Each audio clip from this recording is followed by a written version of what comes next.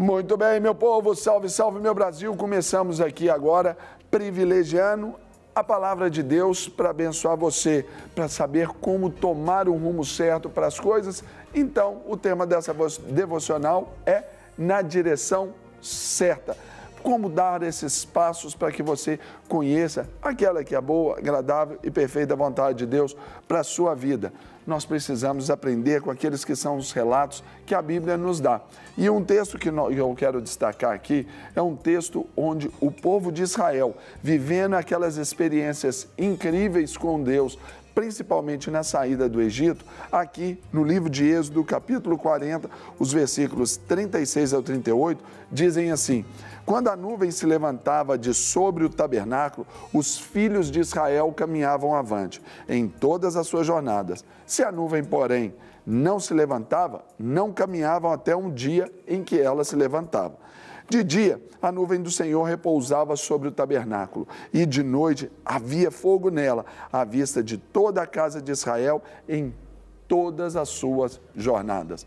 Para que a gente experimente essa boa, agradável e perfeita vontade de Deus para todos nós, a direção correta de Deus para as nossas vidas passa por alguns aspectos que esse texto também nos ensina. Precisamos ser perseverantes. Nós aprendemos que essa perseverança é diferente da teimosia. A perseverança é você saber que você está no caminho certo, ainda que os percalços aconteçam, mas você ainda não desiste. A teimosia não. A teimosia, ela traz provas significativas de que você está no caminho errado e você, por uma questão de orgulho, por uma questão de mostrar para os outros, você o que faz? Continua insistindo naquilo. Ô teimosia, não é assim? Então, aqui o texto está mostrando que quando a nuvem se levantava sobre o tabernáculo, os filhos de Israel caminhavam avante em todas as suas jornadas. Ou seja, havia um tempo, e Deus já tinha esse tempo cronometrado, ele tinha o seu cronos ali, o tempo para poder, melhor dizendo, o kairos de Deus, aquele tempo para eles passarem por todo esse deserto. Deus já sabia quando a nuvem, ele queria que ela se movimentasse ou quando não. Mas para que essa perseverança aqui fosse trabalhada com o povo, eles tinham que ficar atentos à voz de Deus. Quando nós perdemos a perseverança, principalmente na direção de Deus, quando nós olhamos meramente as circunstâncias, olhamos para os lados, olhamos para se o vento está favorável ou não, olhamos para as questões à volta, para as pessoas e esquecemos de olhar para Deus. Aí a perseverança, ela se esvai, dando lugar para desânimo, falatório, murmuração, reclamação, lamentação, lamúria, não é isso? Aqui o texto está nos mostrando que o olhar tinha que ser sempre para o alto, não por uma nuvem física apenas, mas olhando para o alto, como se nós sempre precisássemos nos nortear por aquilo que nós víssemos em Deus. Outra coisa que aqui o texto nos fala e nós precisamos estabelecer muito para a nossa vida é a obediência. Quantas vezes nós não consideramos esse tempo de Deus porque nós teimamos, nós desobedecemos. E isso é muito importante porque a obediência é que nos fará cumprir todo o cronograma de Deus, absorvendo tudo que Ele tem para nos ensinar no período. É como aquelas corridas de regularidade. A questão não é chegar simplesmente, cumprir tudo e chegar rápido lá ao final. Não, você precisa passar nos pontos corretos, fazer e apreender aquilo que cada ponto de passagem sugere no tempo certo. Por isso que precisa de alguém para guiar e precisa de alguém também do lado. Por isso, então, que as jornadas aqui sempre consideraria nós e Deus, óbvio, assim como também nós e o nosso companheiro. Não dá para deixar ninguém para trás. E a obediência nos faz considerar esse fator de termos ali aquele copiloto, aquele navegador conosco. Então, a obediência vai nos dar esse sentido de quando parar, quando levantar. Aqui o verso 37 dizia, se a nuvem também não se levantava, o povo parava. Para a gente poder entender isso, somente quando o nosso coração está aberto ao sobrenatural de Deus. quando a gente está sensível às coisas e nós perdemos a sensibilidade pela desobediência, ali por causa de uma rotina. E Deus não quer essa rotina. Deus sempre vai nos apresentar o novo. E a sensibilidade, ela se mostra aqui no verso 38, você leu aí, de dia a nuvem do Senhor repousava sobre o tabernáculo e de noite havia fogo nela. A nuvem da presença de Deus era uma sombra, né, naquele calorão do deserto. E de noite era aquele fogo para aquecer. Ou seja, Deus sempre estava trazendo o equilíbrio. E a sensibilidade, ela vem no equilíbrio. Perdemos a sensibilidade quando?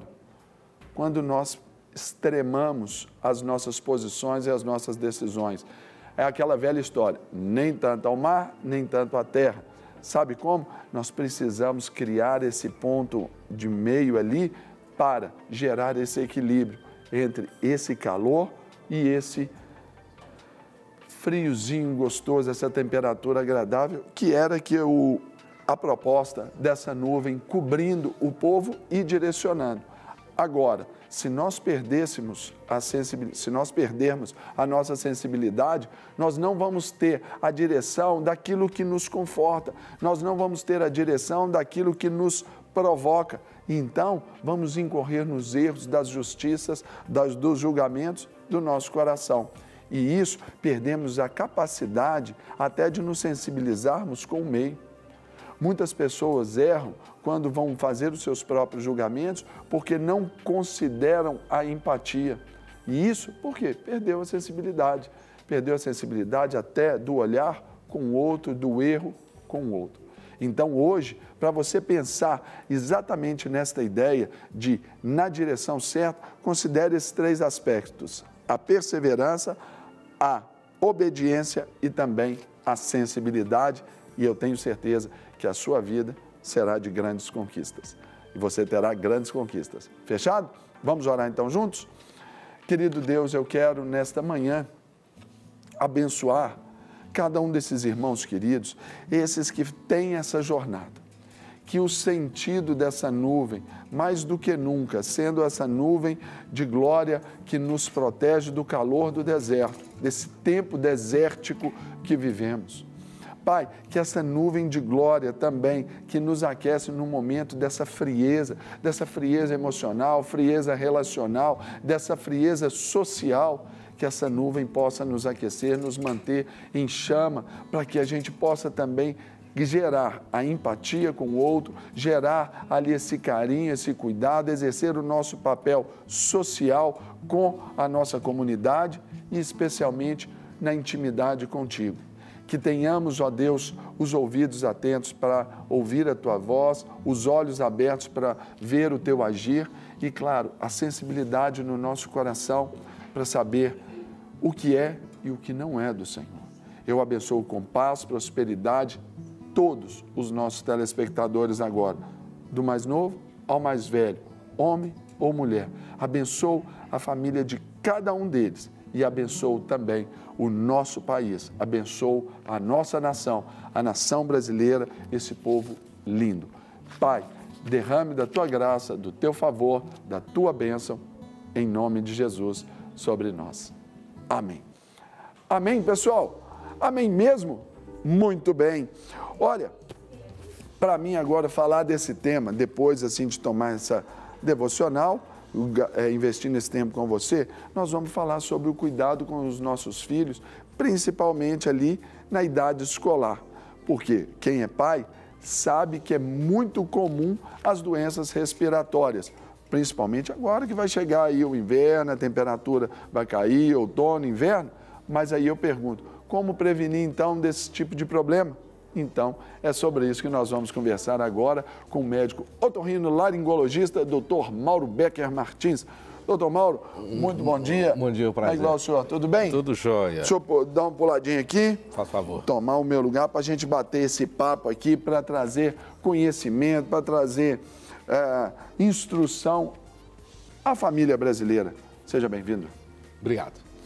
Bom dia a todos que estão assistindo o programa. É um prazer estar aqui com vocês. Muito obrigado. Agora, doutor Mauro, há mesmo que se preocupar com a saúde respiratória na escola, a gente considerando os nossos pequenos aí, doutor Mauro? Existem dois fatores importantes aí. Primeiro, a criança é um ser que está com o sistema imunitário em evolução. Então, ela não está com o sistema já pronto. Ela tem que ter estímulos para produzir anticorpos, para produzir suas defesas. Então, ela está fragilizada nesse sentido. E segundo, quando ela vai para a escola, ela entra em contato com outras crianças, então vai fazer a sua socialização, mas também ela vai estar em contato com micro-organismos, que ela não tinha contato antes, que ela não tem defesas próprias contra esses micro-organismos. É natural e possível que quando da inserção ali do ingresso na escola, as crianças comecem a gripar com uma certa reticência, por aí, não é? Existem estatísticas mostrando que as infecções respiratórias de crianças elas são mais comuns, principalmente nos primeiros 2 meses, quando ela recomeça a aula, e também na época do inverno. E principalmente, quanto mais nova a criança, maior essa incidência, porque o sistema imunitário está pior preparado para receber esse grau de infecção. Agora, doutor Mauro, a gente pensa assim também, hoje com esses fatores ambientais que as crianças estão sendo geradas, estão sendo educadas, criadas, menos ar livre, mais ar-condicionado, menos árvores, mais cortinas, menos corrida, mais cadeira. Isso também influencia e o pai precisa estar atento a esse tipo de fator? Existem vários fatores que a gente pode interferir para melhorar, não só diminuir o risco das infecções, mas diminuir a intensidade das mesmas. Um desses é esse, o ambiente arejado, você tem uma melhor qualidade de ar respirado, um ar mais úmido, menos poluído. Então, uma coisa muito importante, muito prejudicial para a criança é pais que fumam, é uma coisa muito complicada, isso aumenta muito a incidência de infecções nessas crianças. Então, você não consegue inviabilizar o contato dessas crianças com os novos micro-organismos. É até importante que ela desenvolva o seu sistema imunitário, é importante isso. Mas você tem que dar condições dessa criança desenvolver da melhor maneira possível o seu sistema imunitário. Então, isso de arejamento, boa alimentação, repouso adequado, estão todos fatores importantes para esse sistema imunitário desenvolver de uma forma adequada. Então, nós vamos passar para o pessoal de casa ali, os nossos papais de plantão, nossas mamães ali de plantão, algumas dicas, então, eu gostaria que o senhor falasse sobre elas e da importância, dentre as quais a primeira aí é lavar sempre bem as mãos.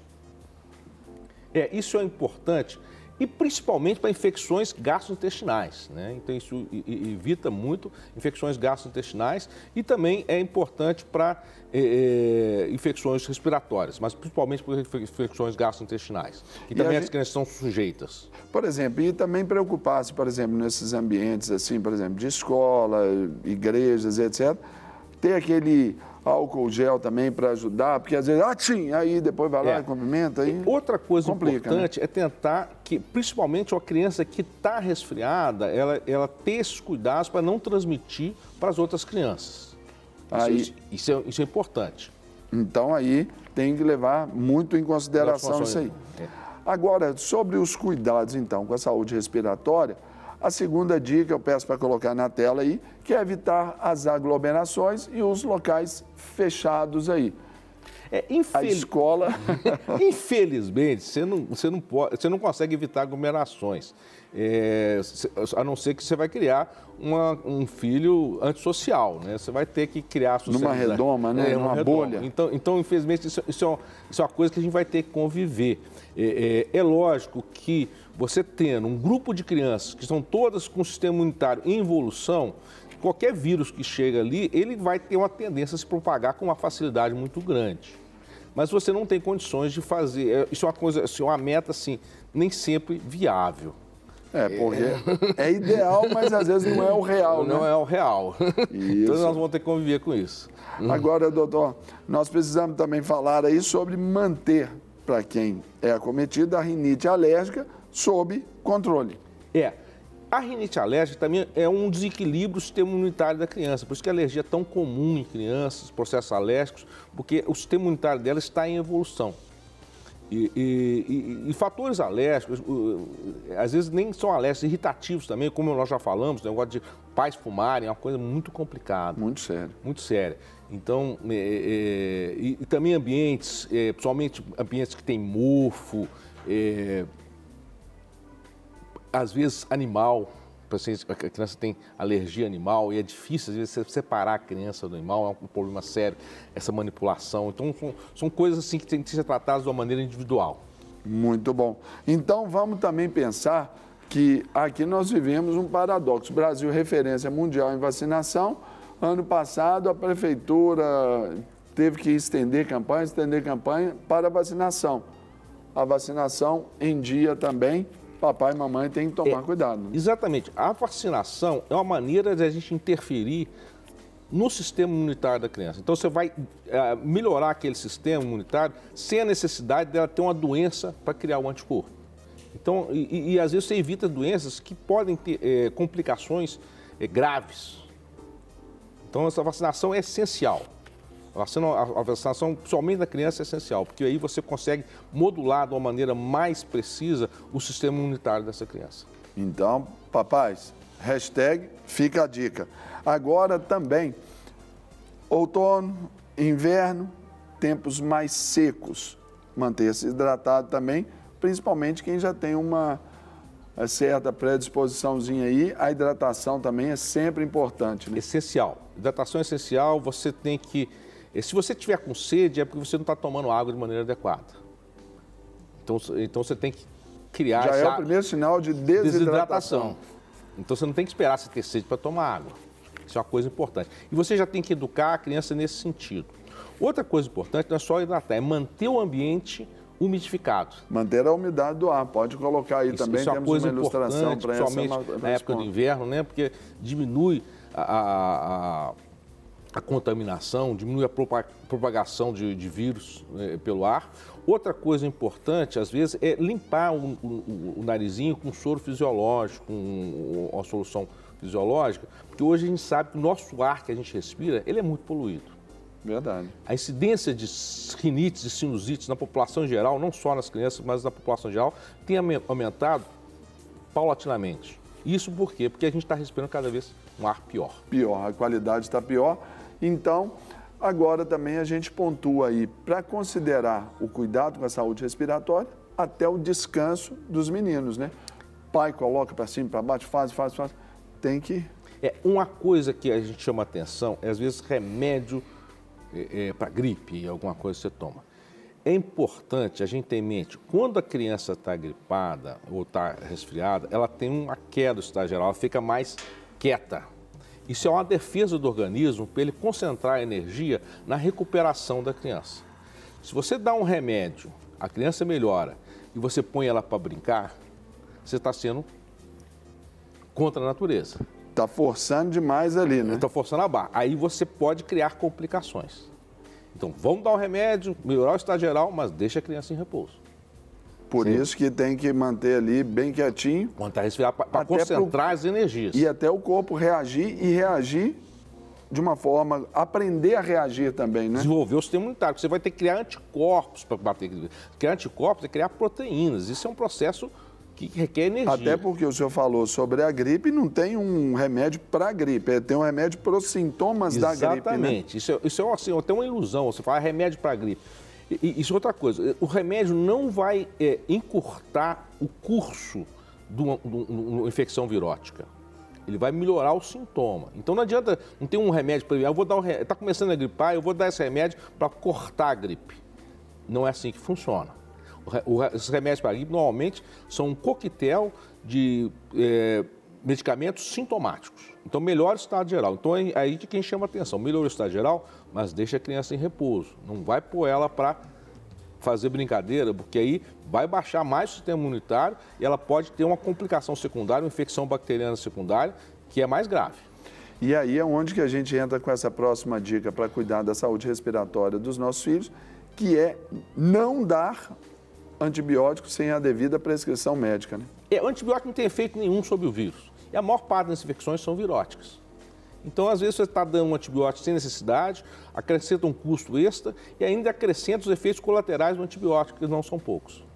E ainda para a gente não deixar de falar, e fica como essa última dica aí, o cuidado com a alimentação saudável aí dos meninos. Isso é uma coisa que eu já ia...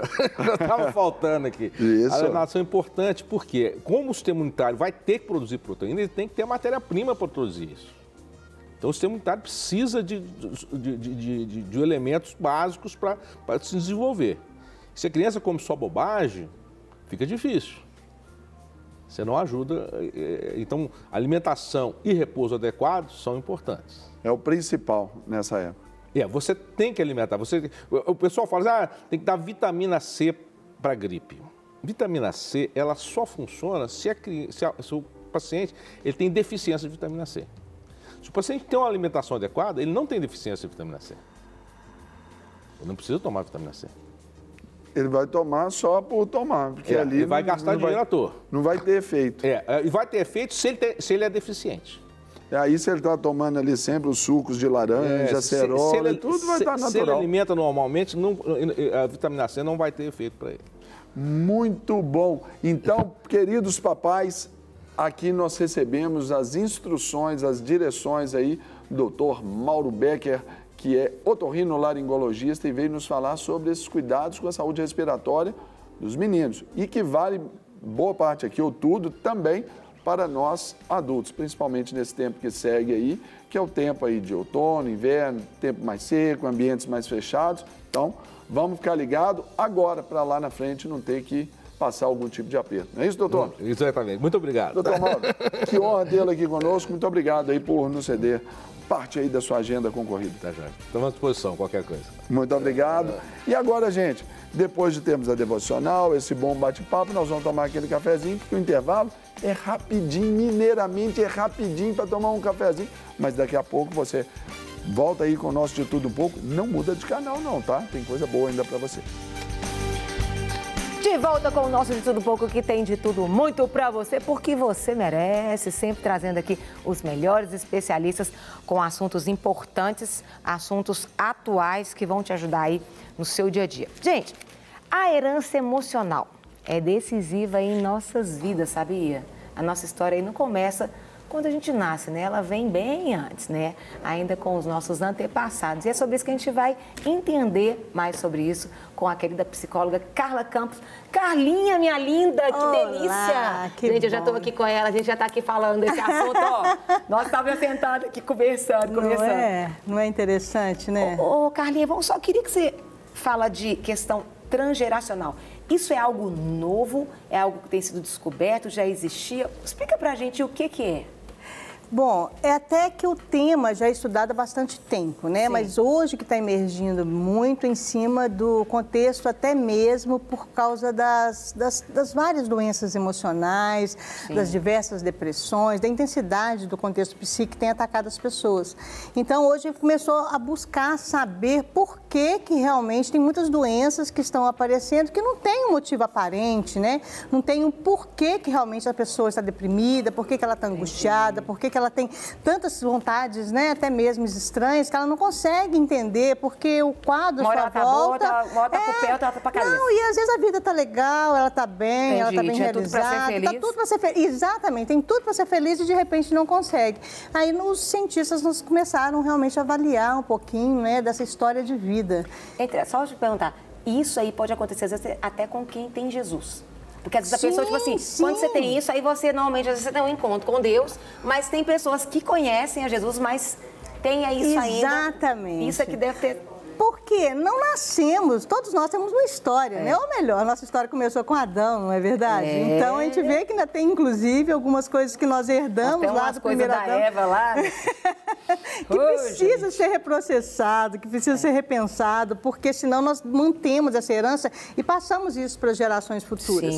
Né? Então nós somos um construto de histórias, né? Nós viemos dentro de um enrolado, é como se fosse um emaranhado, de um nó. Nós fazemos parte desse fio, mas que antecede as nossas gerações, que vão continuar com as nossas gerações futuras. Agora, temos que ignorar? temos que realmente esquecer algumas coisas, essas tramas e essas situações que existiram nas nossas histórias, principalmente as mais pesadas, as mais difíceis, elas devem ser vistas, não ignoradas, como a maioria das pessoas fazem. Às vezes as pessoas fazem isso porque às vezes elas não sabem lidar, né, Carlinha? Não sabem. Aí é que tá os mistérios, vamos dizer assim, que Por isso que existem também, às vezes, você tem que procurar, às vezes, uma terapia, um profissional para te ajudar naquele processo.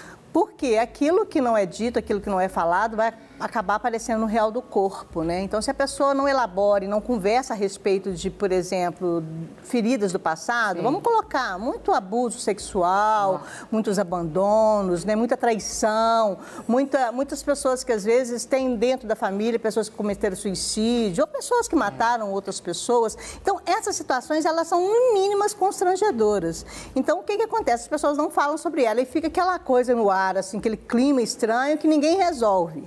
Aí é que tá. Se não resolve agora, vai sair no futuro de alguma maneira, porque tem que ser falado, tem que ser dito, tem que ser resolvido, tem que ter conhecimento, sim, das situações e ser dita sobre elas, para que as coisas possam ser bem elaboradas e vencidas e rompidas, inclusive. Eu queria que colocasse aí a primeira tela para você ir explicando em cima disso, Carlinha. Primeiro, a gente falando sobre traumas transgeracionais, né? A história familiar traz para a pessoa algo que transcende o laço sanguíneo.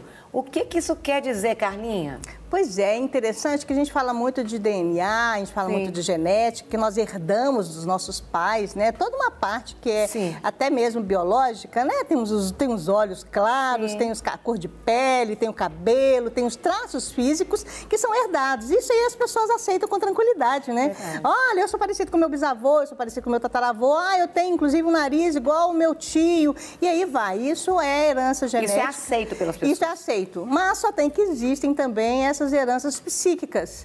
Então, olha, tinha um tataravô que era depressivo, tinha uma bisavó que era muito brava, tinha alguém que o temperamento seria? Exatamente, também, né? O temperamento é incluso dentro desse histórico aí, mas principalmente as situações, não só as ruins, mas as boas também, né?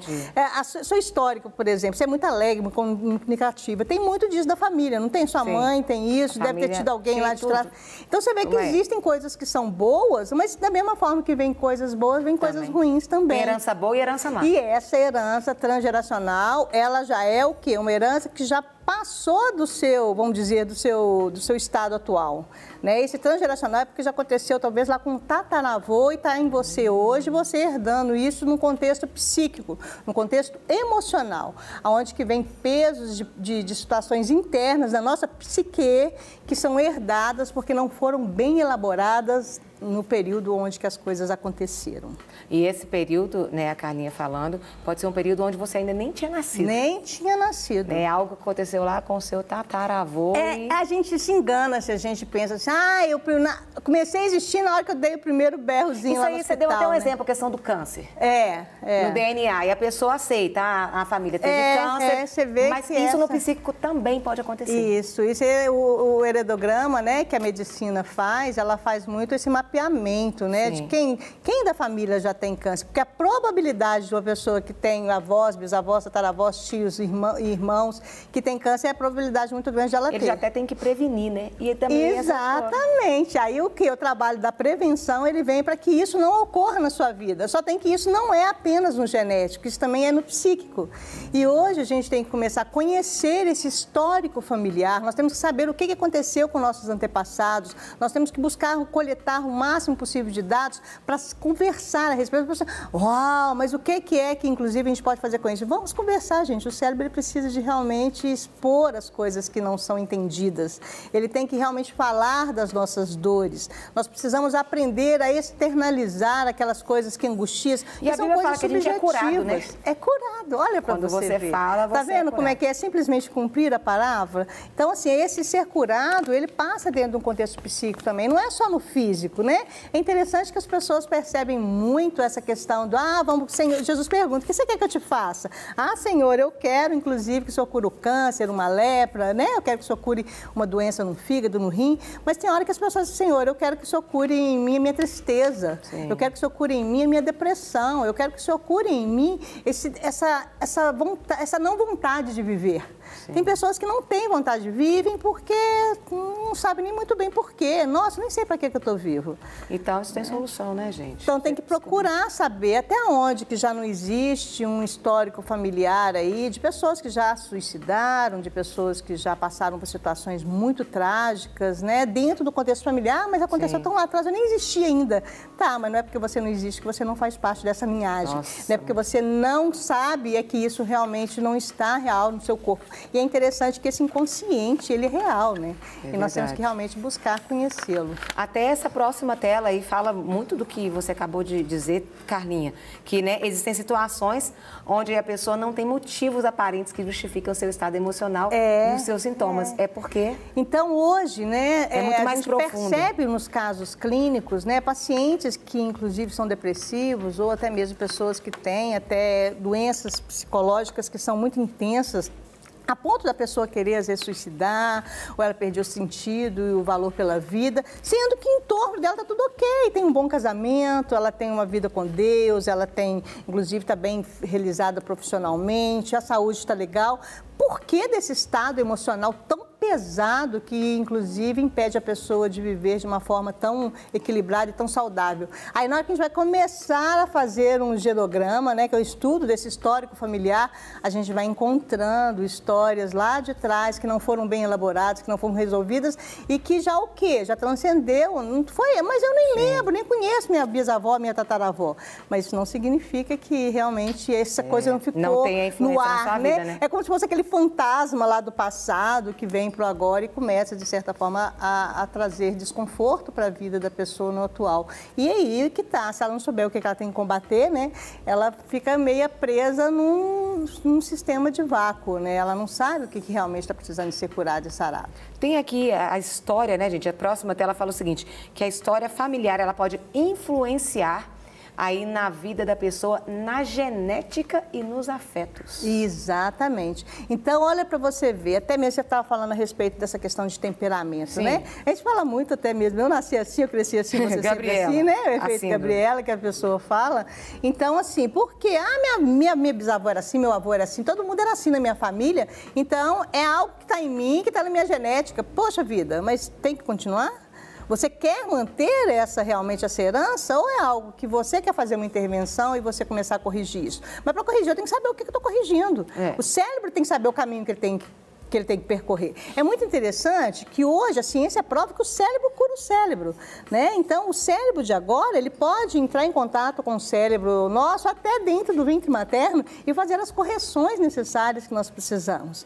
Então, porque hoje nós tendo consciência, nós sabemos o que nós queremos ser, para onde que nós queremos ir, qual é a identidade que nós temos, principalmente do cristão, não é? Quando a gente pega Jesus que é perfeito, né? Quando a gente vai mirar que nós temos um reino perfeito para reinar com ele, poxa vida, eu vou realmente consertar, arrumar ou até mesmo tirar essas histórias passadas das minhas gerações que podem ser ressignificadas e reprocessadas. Ô, Carlinha, então, o cérebro quando a gente fala, por exemplo, em ter uma nova mentalidade, vários neurônios...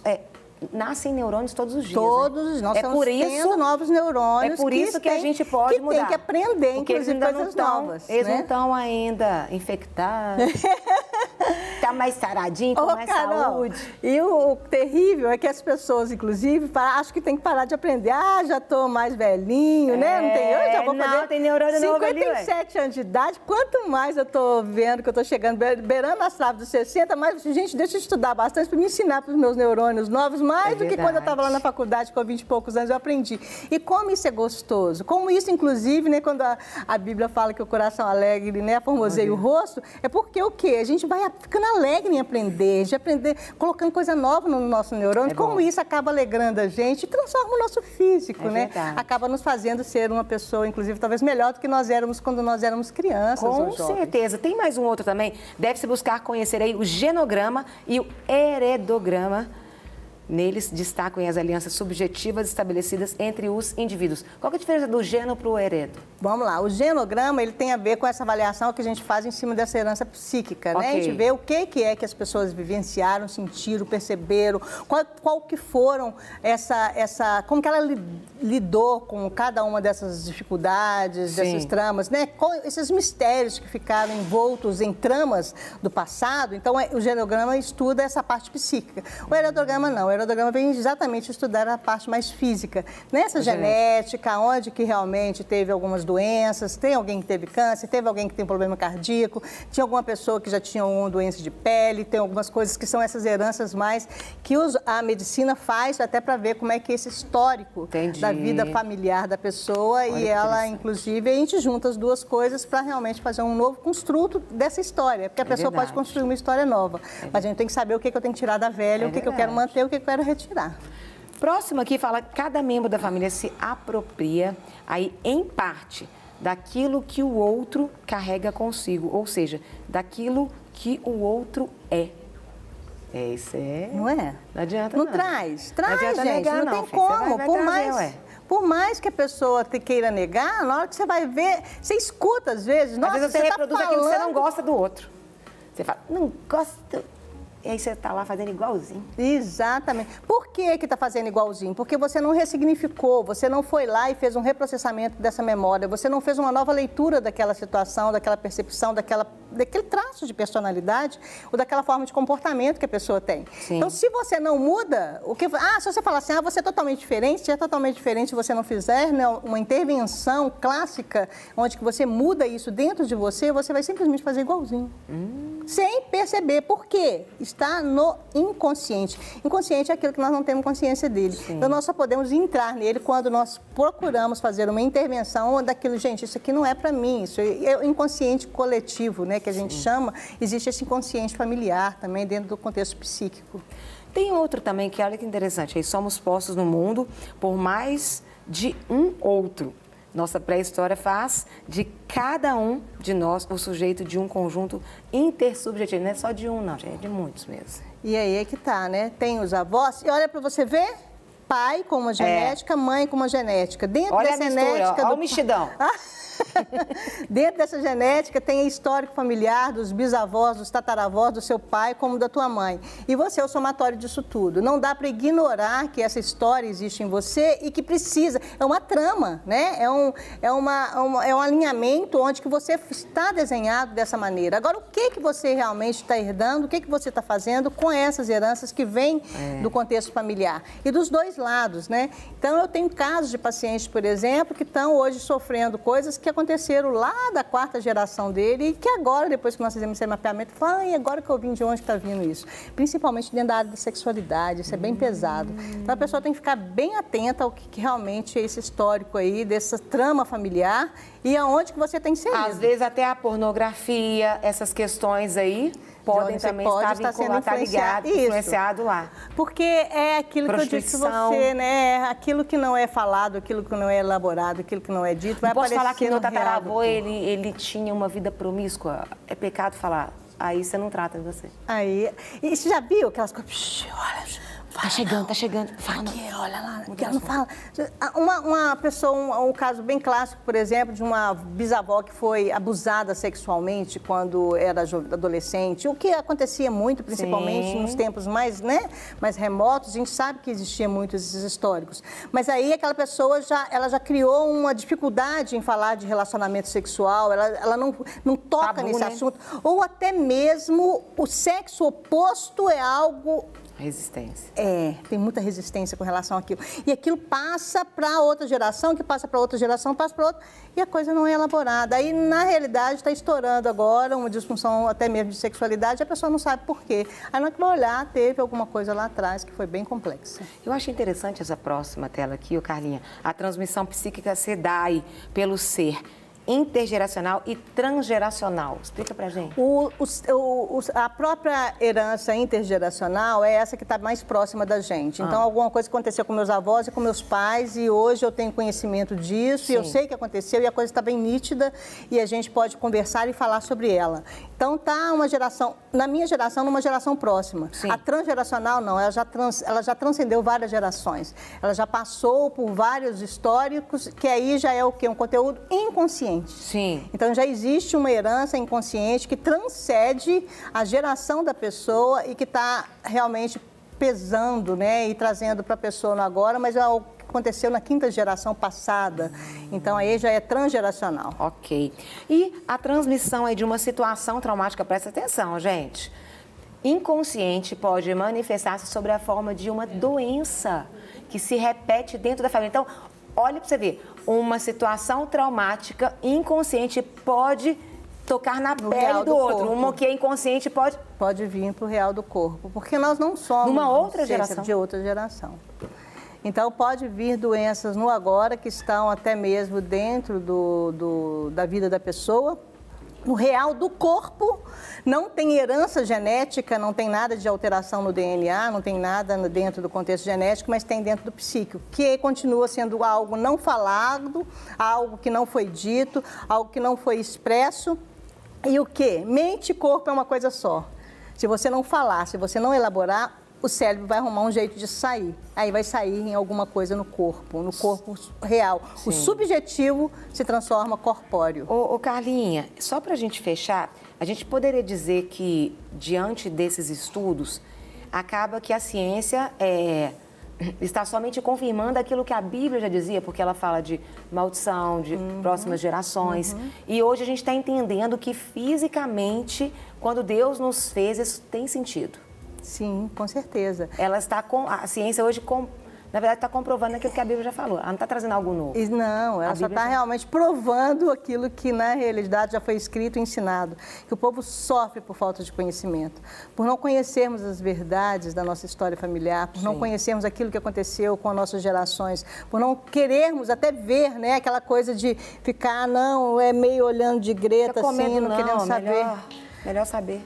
É melhor saber, conversar, pode doer, vai ficar vermelhinho naquela hora, melhor ficar vermelhinho naquela hora, ficar roxinho pro resto da vida, né? Verdade. Porque aí a pessoa vai sofrer, ficar o tempo todo angustiando com coisas que aconteceram no histórico familiar e a pessoa não vai resolver isso. Então, quanto mais cedo tiver conhecimento e puder falar a respeito dessas doenças e dessas situações difíceis e dessas fantasmas do passado, onde que realmente houve muita dor, muito sofrimento e principalmente trauma, o cérebro, ele vai trazer isso. Não adianta a pessoa tentar ignorar, falar, não quero nem saber, vou fingir que isso não aconteceu, que isso não teve na minha casa. O tempo não cura. O tempo vai resolver. Não vai curar. Não. Tem que ser tratado, tem que ser realmente revisto. E hoje nós temos técnicas dentro da ciência, né? O EMDR, por exemplo, que é uma técnica científica, a gente acessa essas memórias não conscientes através de estimulação bilateral, que é em cima o quê?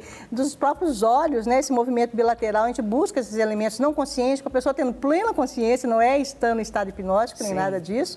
A pessoa acessa essa subjetividade, que às vezes não é algo nem muito bem claro. Ah, está acontecendo isso aqui. Não, é uma sensação. Às vezes pode ser uma sensação ruim, mas o cérebro pode processar essa sensação ruim e exterminar isso, tirar isso das suas redes neurais e você deixar de sofrer por algo que era invisível, que estava no inconsciente coletivo, né, familiar, e que agora você pode ser livre para você viver aquilo que Deus quer que você viva. Carlinha, é sempre bom ter você aqui. Vai ter que voltar mais. Assunto não é? importante. Esses assuntos né? bons, Assunto recentes, real. coisas que estão aí dentro no estudo científico atual. E para nos ajudar aí no nosso dia a dia, não é verdade? Com certeza. Quero te agradecer imensamente. Queria que você deixasse aí uma palavra para essas pessoas que estão assistindo aqui, Carlinha. Bom, deixa eu dizer para você, você nasceu com um sonho, um projeto de Deus. Ele tem para sua história, ele tem para sua vida algo para você escrever com a tua caneta. Então faça o seguinte, não fica pegando só a história do outro e não tomando posse da sua história. Creia que o melhor de Deus pode acontecer na tua vida, mas não é ignorando qual é a sua realidade. Você tem que realmente enfrentar os seus problemas, enfrentar as suas dores, os traumas, seja seu ou até mesmo de outras pessoas da sua geração. Porque com certeza o futuro que Deus tem para você começa a ficar bom hoje, quando você resolve tudo aquilo que está no teu passado de uma forma bem equilibrada e saudável. Carlinha, ó, a Beth mandou um beijo. Carol, aqui é Beth, dá um abraço na Carla por mim, estou com saudades. Carol, eu gosto muito de vocês. Beijo. Tem gente de Curitiba aqui, o pessoal participando. Muito bom, é bom que você vai ter que voltar mais vezes. Com certeza, estarei sim. Obrigada. Eu queria mandar um beijão pro meu marido, que hoje estou fazendo, por favor, 14 anos de casada. Amor, Eita, há 14 anos atrás eu recebi o maior presente que o senhor tinha me dado, que foi você. Amém. Você é Glória a lindo, Deus. te amo muito, viu? Eita! O amor está no ar, gente. E olha. agora, tem dicas aí para você deixar aí a sua casa, sabe o quê? Mais organizada, para ficar mais aconchegante, mais gostoso. A gente tá falando de amor está no ar, né? Lugar mais aconchegante, mais organizado. Vamos conferir aí. Olá, tudo bem com você? Eu sou a Juliana Lopes, Personal Organizer, e eu vim hoje te dar dicas práticas para você fazer na sua casa, de uma forma simples, que vai te trazer bem-estar, organização para a sua vida, para a sua casa, para a sua família.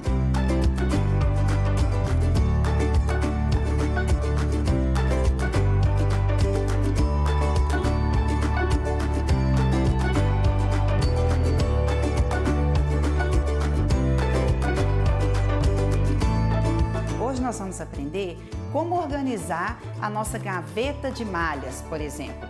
Olha só, para você, com dicas simples, você vai conseguir organizar a sua gaveta de camisas de malha. Eu já dei uma dica antes que você precisa setorizar onde que você vai guardar cada item que você precisa.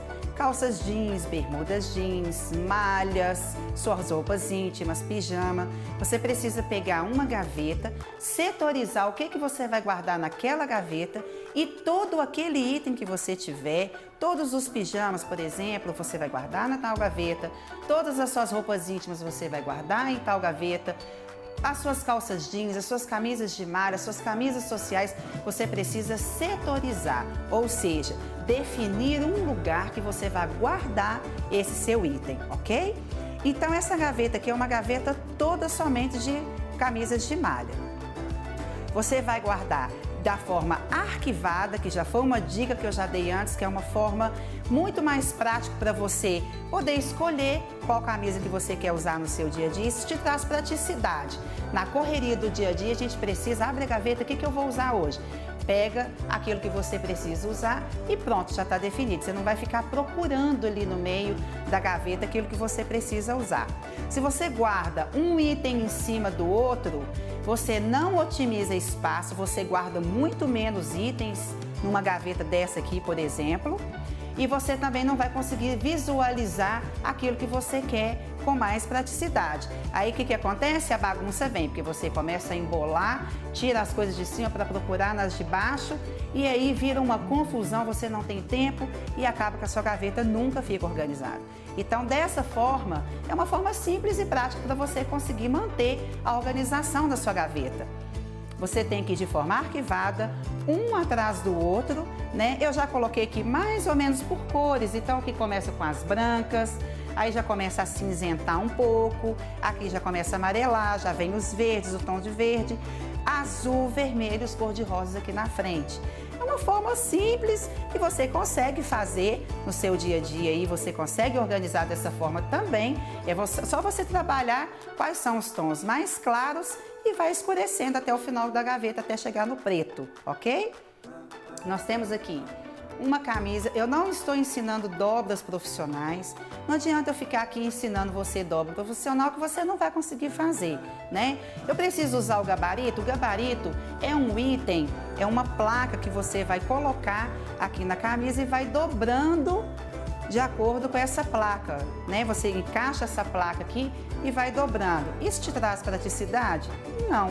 Você vai falar, eu tenho muita camisa, eu não tenho tempo. Então vamos dobrar a mão livre e vamos dobrar de uma forma prática e fácil que você mesmo vai conseguir dobrar. Pegou a sua camisa, dobrou ao meio, ok? Isso são para camisas com essa gola mais simples, tá? As golas polo, infelizmente, você não vai conseguir fazer dessa forma, porque a gola vai ficar dobrada, pode desbeiçar, não vai ficar legal. Mas essas camisas simples assim de malha, você consegue. Dobrou as manguinhas aqui para dentro, dobrou aqui de novo, dobrou novamente, olha que prático. E simples, fez um pacotinho. Prático e simples, né, gente? Você também consegue fazer isso aí na sua casa.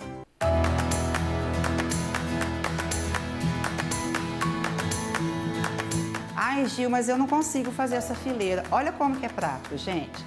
Aqui eu já tenho alguns tons de azul, verde, até chegar no preto. Olha só, você vai pegar camisa por camisa, que você vai dobrar dessa forma que eu ensinei e vai colocando, olha. O que for mais claro você vai colocar na frente e o que for mais escuro você vai embutindo atrás. Não tem erro. Isso aqui é uma coisa bem prática e simples que você vai conseguir fazer no seu dia a dia. Isso você pode fazer com a gaveta das crianças, com as gavetas de malha do seu esposo, do seu filho. Você vai conseguir manter de uma forma prática e simples. Olha só. Fechou, né? Olha que você vê, prático, simples, é uma coisa que você com certeza consegue fazer.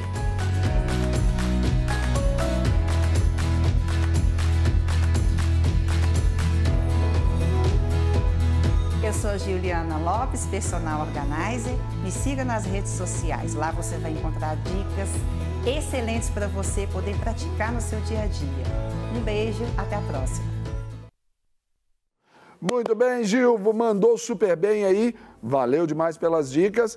E agora saímos da organização da casa para receber aqui o cantor e escritor Pedro Filho. E ele veio nos contar sobre um lançamento de um livro e a busca, Caminho para a Eternidade. Pedro, bem-vindo ao nosso programa, tudo bem? Prazer, Serginho, prazer a todos que estão assistindo aí o programa, tudo de bom.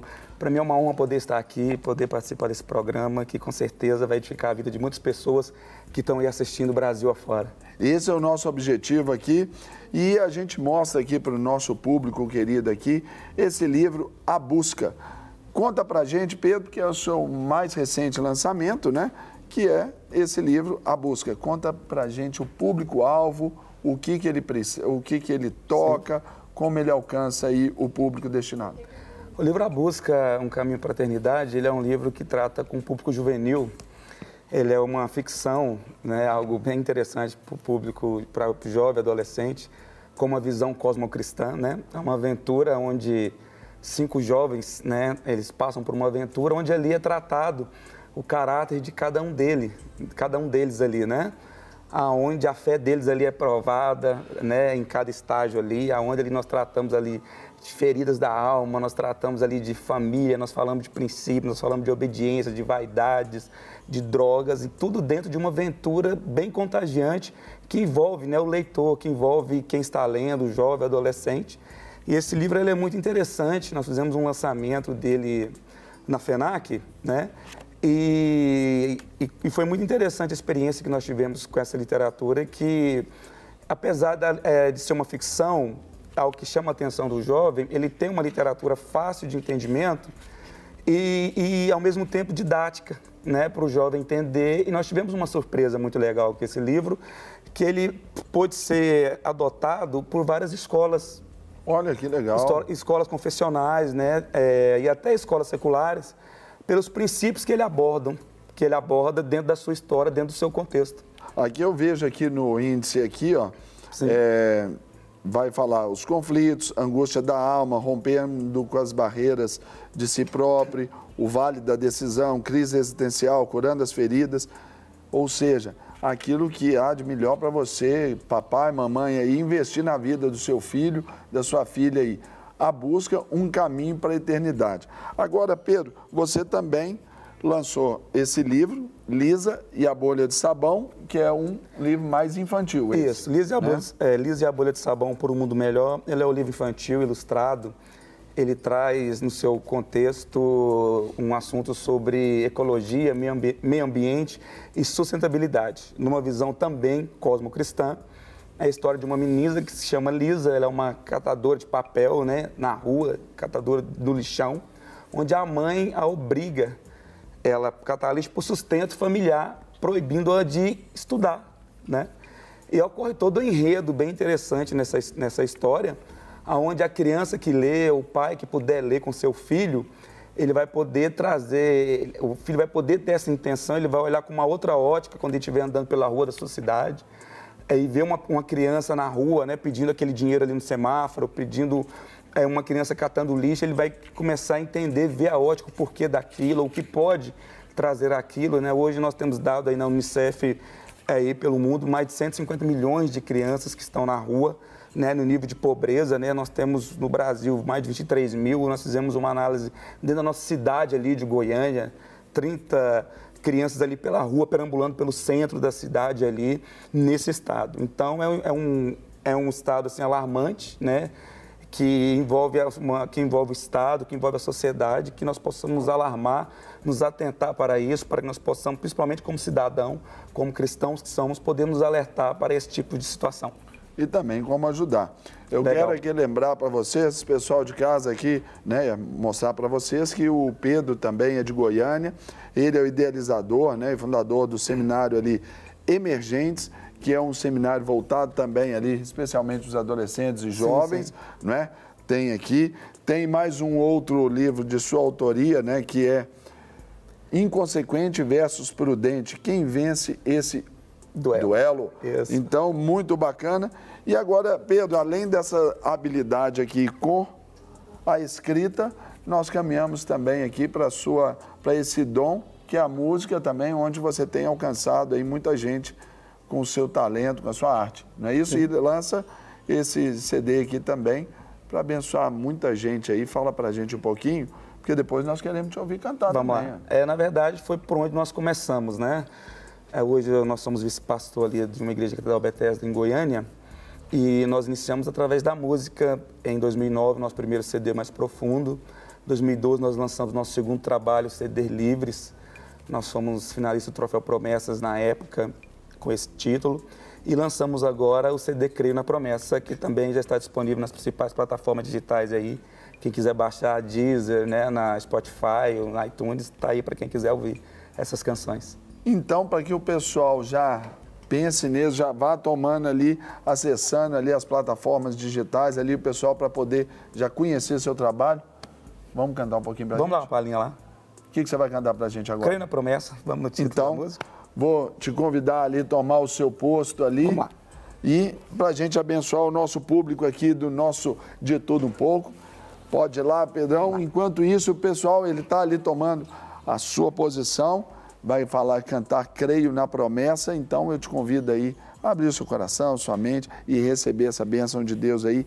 Pedro Filho, de Goiânia, aqui no nosso De Tudo Um Pouco, ao vivo. Tá contigo, Pedrão. O que Deus falou vai se cumprir. Dos seus sonhos não vou desistir. A promessa de Deus não volta atrás. Deus determinou, eu vou confiar. Deus falou, vai se cumprir. Dos seus sonhos não vou desistir. A promessa de Deus não volta atrás. Deus determinou, eu vou confiar. Eu creio na promessa. Nós vamos conversar agora com a deputada estadual eleita, a Laura Serrano, do Partido Novo, para falar sobre os projetos que ela tem, que ela imagina, que ela visualiza para esse seu primeiro mandato, e nós apresentamos aqui para você. Laura, muito bom dia. Seja bem-vinda ao nosso programa. Tudo bem? Muito obrigada, tudo bom. Deputada eleita, mais de 33 mil votos, não é isso? Exatamente, Uau. Mais de 33 mil votos, mas eu acho que o que impressiona mais foi o orçamento de campanha, que eu fui eleita gastando apenas cerca de R$22 mil. E isso tudo foram as pessoas que acreditaram nas ideias, que acreditaram nas propostas, nos projetos do mandato que eu venho colocar aqui, pessoas físicas e que fizeram a doação para a campanha. Olha, que legal. Essa proposta, né, Laura, da gente pensar e algo que eu particularmente, para mim tinha que acabar com esses fundo partidário, tinha que acabar com tudo isso. Quem quer tem que ser eleito com aquilo que pode ser eleito, porque até para tornar a questão um pouco, talvez, mais justa, né? Acaba que hoje são, assim, bilhões que são gastos com o fundo partidário, que na verdade é dinheiro de todo mundo, né? Todas as pessoas que pagam impostos estão financiando todos os partidos políticos, independente de ideologia. Então, o Novo, que é o partido do qual eu faço parte, não utiliza o fundo partidário e, com isso, a gente só conta mesmo com o apoio das pessoas que realmente concordam e acreditam naquelas propostas e no compromisso de mandato. Você é de onde, Laura? Eu sou de Belo Horizonte. BH mesmo, né? Sim. Uma formação, né, um currículo vastíssimo aqui, que a gente estava vendo na ficha dela, biografia. É Canadá, é Bélgica, tudo isso aí, agora em favor aqui do nosso estado de Minas Gerais. Para esse seu primeiro mandato, muitas dificuldades até por causa da forma como o estado foi passado para essa nova gestão. E você, como em primeiro mandato, quais são as suas expectativas e quais são as suas impressões já da nossa Assembleia?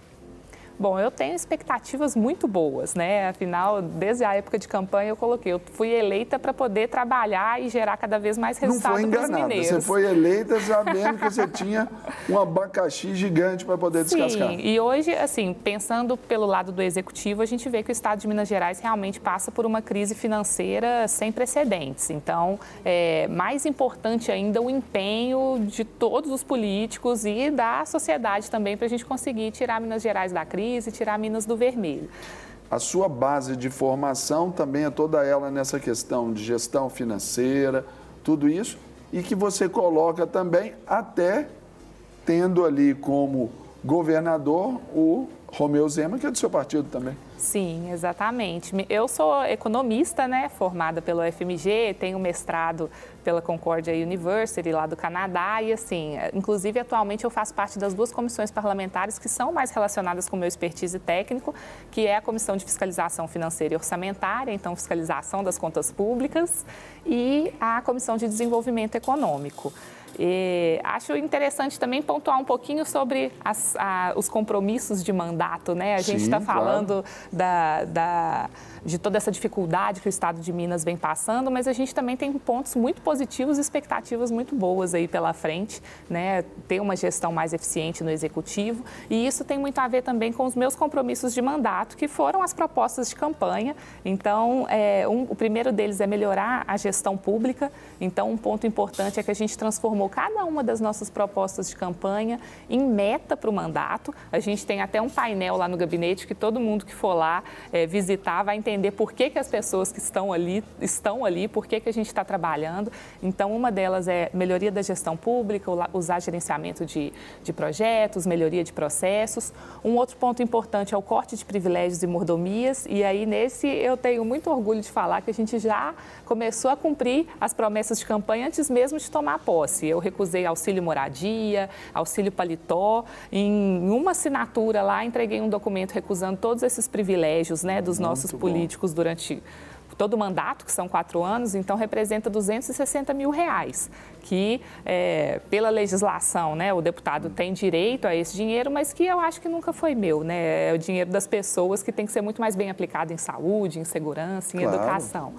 E as outras 3 propostas muito importantes é a fiscalização das contas públicas, estando na comissão, vou ter oportunidade de estar aplicando isso, desburocratização da vida das pessoas e do ambiente de negócios. Então, eu fui eleita sem prometer nenhum projeto de lei, na verdade, eu fui eleita para fiscalizar, que é também para fazer cumprir o que já tem, né? Exatamente. Que eu acho que já é o suficiente, não é? E é de onde surgiu o papel do parlamentar, né? Os vereadores, os deputados, eles surgiram para fiscalizar o poder público. Depois veio uma função também muito importante, que é a de legislar, mas infelizmente eu acho que os nossos parlamentares hoje em dia focam muito mais no legislar e esquecem da parte do fiscalizar, que é tão fundamental para garantir serviço público de qualidade para as pessoas, né? E o último dos compromissos, mas que eu considero, na verdade, o mais importante deles, que é priorizar o direito das crianças.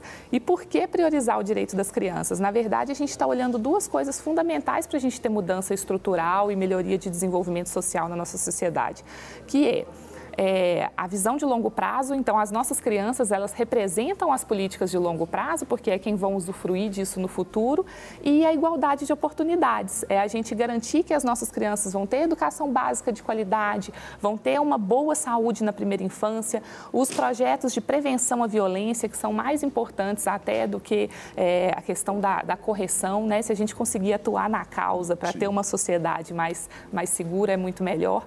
Então, todos os projetos que estão relacionados com desenvolvimento infantil, primeira infância, eu faço toda a questão de poder apoiar e levar para frente. Inclusive, a fiscalização de contas públicas, a gente vai focar primeiro nos programas voltados para crianças. E aí, Laura, você disse lá sobre a questão das metas até para o mandato. 4 anos. Sim. Você acredita que esses 4 anos já serão suficientes, pelo menos, para basear essas propostas, aí para depois, ou já tem esse tempo para que todas elas se tornem assim, exequíveis, já para serem colocadas em prática e ajudar a resolver? Nossas propostas, elas visam o longo prazo, né? E muitas vezes os políticos tradicionais não pensam no longo prazo porque estão muito voltados para o ciclo eleitoral, o que não é meu objetivo, né? Ao voltar o meu mandato para as crianças, eu estou voltando para uma parcela da população que não vota. Mas o que eu quero é poder ter orgulho de, no final... E normalmente, para muitos, um discurso bonito, mas pouco efetivo. Exatamente. Você vem na contramão. Exatamente. Mas eu quero me orgulhar no final do mandato de falar, eu cumpri as minhas promessas e estou deixando uma Minas Gerais melhor para as pessoas, para as famílias, para as crianças. E eu acho que 4 anos é um tempo razoável, sim, para a gente gerar mudanças efetivas. Esses compromissos de mandato, a gente está transformando eles em metas, ou seja, em propostas que tenham objetivo, valor e prazo. Então, é garantir... Cada um dos compromissos das promessas estão se transformando em propostas objetivas, por exemplo, corte de privilégios e mordomias. O objetivo é reduzir os gastos de gabinete, ou seja, né, o objetivo, o valor em 5 milhões de reais e o prazo até o final do mandato. Então, eu estou transformando cada uma delas em propostas objetivas e o que a gente quer é, inclusive, tentar superar essas metas durante o período de mandato. São metas desafiadoras, mas eu acho que vai ser possível. Então, assim, já estou colocando aqui na televisão, vão poder me cobrar depois, claro, que pelo menos 5 milhões de reais a gente vai economizar nesses 4 anos. Muito bom. Aqui nos falta o tempo para explorar mais ainda aquelas que são as propostas da nossa deputada estadual, Laura Serrano, eleita com mais de 33 mil votos, isso é muito importante, e agora tem e exerce essa representatividade lá na nossa Assembleia Legislativa, em seu primeiro mandato, e nós aqui, no De Tudo Um Pouco, Laura, fazemos votos de que essas metas sejam cumpridas em tempo hábil, até antes, e que você tenha todo sucesso, todo êxito ali nesses seus primeiros 4 anos e que lá na frente as crianças, elas sejam ali de fato privilegiadas, né?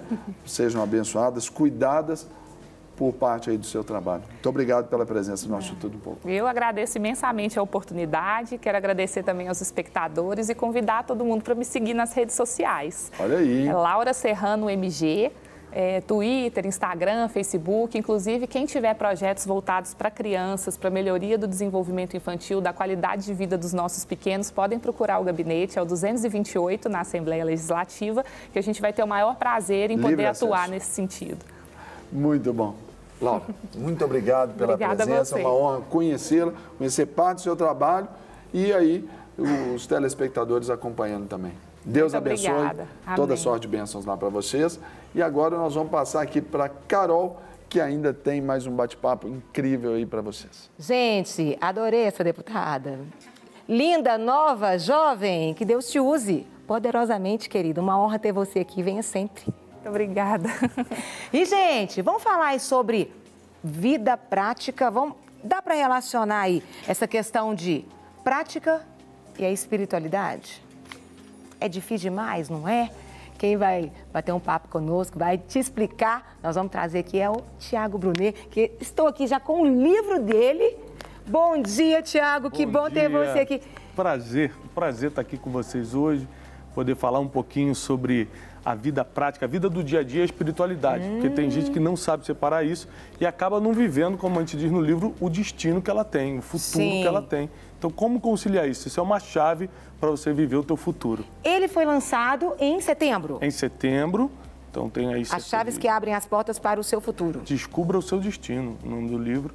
E graças a Deus tem estado na lista dos mais vendidos desde o lançamento. Sim. A revista Veja várias vezes colocou como livro entre os 10 livros mais vendidos do país. Então a gente tem esse privilégio de estar comunicando como você pode criar os seus próximos anos com coerência, com estratégia e, claro, debaixo dos princípios imutáveis da palavra. Tiago, quando você foi escrever, né, esse livro, o que você observando nessa caminhada aí te levou a escrever esse livro, observando as pessoas? Primeiramente, muitas pessoas com talento, muitas pessoas com chamado, muitas pessoas que tinham um futuro para viver e não vivendo porque eles mantinham os inimigos do destino dentro de casa. Por exemplo, o orgulho é um inimigo do seu destino. Quanto mais orgulhoso você for, menos chance você tem de viver o seu destino. A incoerência, né? Gente, por exemplo, a gente atendeu, eu sou coach profissionalmente, atendi uma socialite que ela queria muito casar, mas postava foto no Facebook na night, tomando cerveja. Eu falei, olha, o príncipe encantado não está lá. É incoerente você querer uma coisa e viver outra. Então, casamento não combina. Não combina. Eu nunca vi alguém se arrumando para ir para uma boate, um homem, falando assim, hoje eu vou encontrar a mulher da minha vida. Não existe. São coisas incompatíveis. Não se trata de religião, esse livro. Se trata de chaves que vão abrir as portas do teu futuro. Ou seja, as dicas práticas para você ter uma vida espiritual, uma vida emocional, uma vida financeira que vai destravar os teus próximos anos. Essa pessoa tem tudo, mas ela não sabe usar aquilo. Exatamente. E aí ela não tem a mentoria, os conselhos, a direção. A maioria das pessoas não tem isso, elas estão perdidas porque elas não têm um GPS humano. A gente tem GPS para ir de um endereço para o outro, mas a gente não tem um GPS humano. Como eu saio da minha vida emocional quebrada para uma vida emocional sadia? Como eu saio da vida financeira enrolada, cheia de boleto para pagar, tudo atrasado, para uma vida financeira sadia? Como eu saio de uma vida espiritual medíocre, que eu acredito em Deus mais ou menos, só quando me interessa, para uma vida espiritual próspera, que realmente dá resultados? Esse livro está trazendo respostas que está ajudando milhares de pessoas. Está indo para a 3ª edição já, em 5 meses. Uau! E aqui fala, não deixe nada para amanhã. O procrastinador, então, aqui vai ajudar muito. Exatamente. Cada capítulo eu falo de algo que você tem que fazer para ver seu futuro e algo que você tem que abandonar para ver o seu futuro. Então, nesse caso aí, a gente fala sobre deixar as coisas para amanhã. Sim. E eu até conto a história bíblica do rei em Israel que pediu o profeta pediu para o rei atirar as flechas no chão e ele só atirou 3 vezes, tendo várias flechas na aljava. Se Deus já te deu as flechas, é para você atirar. Então não economiza para amanhã. Jogador de futebol não chega de cara com gol e fala, não, esse gol não vou fazer hoje não, vou fazer no próximo jogo. Tá no jogo é para fazer gol. E tem gente que está nessa vida e não está avançando porque está procrastinando, deixando para amanhã. E o pior da procrastinação é o seguinte, quando eu não vivo o meu destino profético, aquilo que eu nasci para fazer, eu estou atrapalhando a vida de todo mundo. Porque eu estou cumprindo o meu destino, tem pessoas sendo abençoadas me escutando na internet, tem gente trabalhando comigo e prosperando, tem outros saindo das drogas. É o Jonas. Exatamente. Quando você não cumpre, é um problema para todo mundo. Todo mundo perde. Então, deixar as coisas para amanhã, você está atrasando não só a tua vida, mas a vida dos outros também. Tiago, eu vi aqui, né, atrás no livro, tá? Destino não é sorte, é o encontro de suas decisões com um plano transcendental. O que é isso? O plano transcendental é o plano divino, né? Deus tem um plano para você, mas isso não acontece por sorte, você precisa estar preparado. Por exemplo, o plano divino colocou Davi de frente com Golias. Então, tá no lugar certo, na hora certa, com a pessoa certa, é coisa de Deus. Você não consegue organizar isso na sua agenda. Deus que faz. Agora, estar preparado para aquele momento não tem nada a ver com Deus. Essa é a diferença da vida prática e da vida espiritual. A vida prática faz o que você tem que fazer. Porque o que você não pode fazer, Deus que vai fazer. Então, Davi só derrubou Golias porque estava no lugar certo, foi Deus que colocou. Mas derrubou porque tinha prática em derrubar. Já tinha matado o urso, já tinha matado o leão, sabia como lidar com a funda, que era a ferramenta dele, e ele pôde, então, alcançar o sucesso naquele dia. Então, tem muita gente que acha que as coisas vão cair do céu e não vão. Deus faz a parte dele. Essa cadeira que você está sentada é de madeira, mas Deus não fez essa madeira. Quem fez essa cadeira, aliás, foram os homens. Deus fez a árvore. O homem pega a matéria-prima que Deus dá e cria o que quiser a partir disso. Se você acha que Deus vai te entregar a cadeira pronta, você está enganado. Deus dá a matéria-prima, você tira o que quiser a partir disso. Eu observei aqui também, as pessoas às vezes têm dificuldade em recomeçar, porque você até colocou, se até Deus recomeçou algumas vezes, o que impede você aí de recomeçar Esse também? é um dos capítulos que a gente mais recebe testemunho e depoimento. É o capítulo Aprenda a Recomeçar. Se você quer viver o seu destino, você tem que aprender a recomeçar. Ruth perdeu seu marido, né? Perdeu a sua casa, teve que ir para uma terra estrangeira trabalhar catando milho, né? Catando espigas, e aprendeu a recomeçar, casou com Boaz e entrou para a história. Deus recomeçou o mundo. Lá com Noé, ele falou assim, olha, eu me arrependo disso. E recomeçou. Imagina, se Deus recomeçou, por que as pessoas insistem em lutar contra os recomeços, se o recomeço é a única chance que você tem de ter um fim melhor do que o início, melhor do que o começo. O recomeço é uma oportunidade divina para você fazer melhor agora, só que com mais experiência. A gente poderia dizer que às vezes as pessoas têm dificuldade de recomeço porque elas se sentem fracassadas, não entendem o recomeço como uma oportunidade, não um fracasso? As pessoas têm dificuldade com o recomeço por duas coisas. Primeiro, pelo aspecto emocional, elas acham que vão sofrer muito. Vou sofrer muito começar tudo de novo. O que elas não estão vendo é justamente isso. Eu vou começar de novo, só que fazendo certo e fazendo mais rápido, porque eu já sei como é agora. Não vai ser igual. E também pela falta de informação. Quando você não tem um mentor, não tem conselheiros, não tem um pastor, não tem alguém para te ajudar na tomada de decisões, tudo fica medonho, tudo fica difícil. Então, nesse livro, a gente dá todos os passos para a pessoa, inclusive, aprender a recomeçar.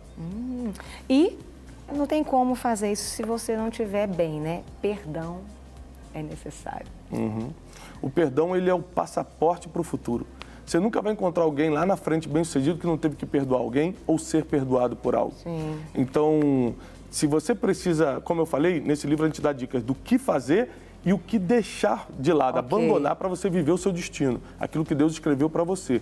E uma coisa que você precisa fazer para viver o teu futuro é perdoar. Pessoas que estão perto de você vão errar contigo. Pessoas que antes gostavam de você e hoje estão te invejando, você vai ter que perdoar. Não é silenciar a pessoa. Hoje a gente está na geração WhatsApp. Não gostou, eu silencio, eu bloqueio. Mas bloquear problemas, silenciar problemas, faz com que eles voltem como fantasma depois. Nós temos que aprender a resolver os problemas.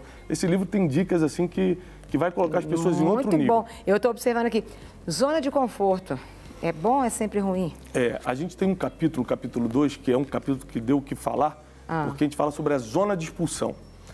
Toda vez que a pessoa está prestes a viver o seu destino na Terra, ela vai ser expulsa de algo que ela não queria sair, mas era a zona de conforto. Então, por exemplo, Davi foi expulso de Israel para poder um dia virar rei. Ele teve que ir morar com os filisteus e com os amalequitas, ele teve que sair porque Saul perseguiu.